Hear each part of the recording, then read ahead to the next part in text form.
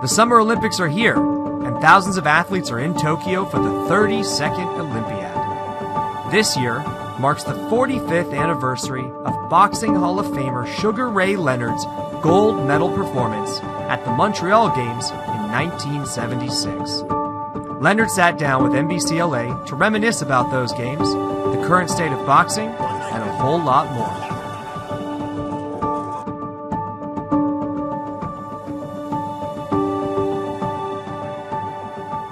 What were you doing during the pandemic and the stay-at-home orders?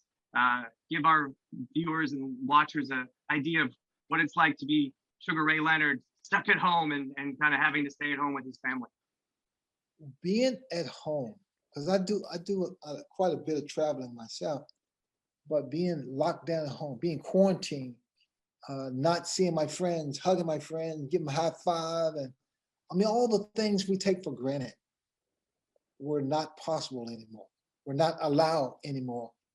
And people were telling me what I could and could not do. The fact of the matter, just going to a restaurant, I don't care what it is, whether it's a incredible restaurant or McDonald's. We couldn't do that. So all these things we took for granted, we couldn't obtain, we couldn't do. And I was going crazy. I admit I was going crazy, but I work out. That helped me. I played tennis and distance, but I played tennis, and that kept me going. It kept me alive. It was hard. It was a challenge for everybody, for sure. Yeah, absolutely. I have a question about that, working out, staying in shape, playing tennis. But first, I mentioned Ali earlier, and this just popped into my head. One of the things that came out of the pandemic and the stay-at-home orders was the murder of George Floyd and the Black Lives Matter protests across the world. And knowing Ali the way you do, and how much of an activist he was, a voice of the people and a voice for the things that were wrong going on in the world, and being a voice of those people, what did you think he would think about that was going on during the pandemic, the protests? I can't speak for him, but Muhammad Ali meant so much to me. And it was even not just as a fighter, a world champion, but he spoke his mind. He stood up to any and everybody, and he never backed off. He never backed away. When he was had to be locked, they locked him up because of the war, the draft. The war, yeah, the draft. Very few people. In fact, I couldn't imagine myself not, losing my championship belt. I mean I really hope that I can get across to listeners of what I'm trying to say, is that very few people would have let go of their championship belt that they worked and trained so hard for so many years. Ali did that because Ali believed, and he believed in he believed in righteousness, the racial equality. 100%. I feel like I didn't know the man, especially not the way you did. I feel like he would have been front and center leading a lot of those marches, a lot of those rallies. But going back to what you said, you played tennis, stayed in shape. You just turned 65 years old. You don't even look a day over 40, Ray. But so for our listeners, again, like I said, what, other than the tennis, other than all the equipment we see behind you there, how do you stay in shape? How do you continue to look so young? What's your secret? Well, first of all, you have to accept the fact, and you have to tell yourself that I'm saying not tell anybody, tell the world, but tell yourself, okay, I'm gonna start working out tomorrow. And you have to do that. You have to be consistent.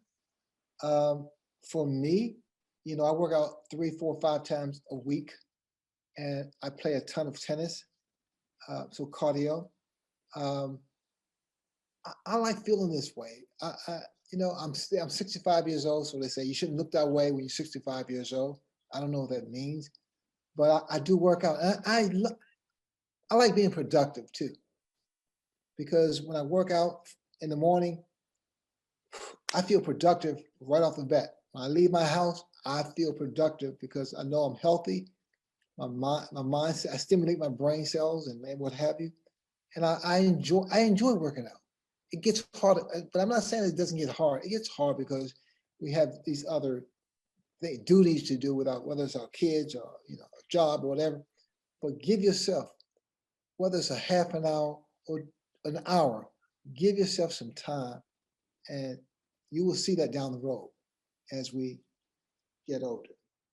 That's a good lesson. You know, some people think it takes so much, but even just a half an hour is good enough. And you mentioned how great shape you are, and we mentioned the exhibitions, right?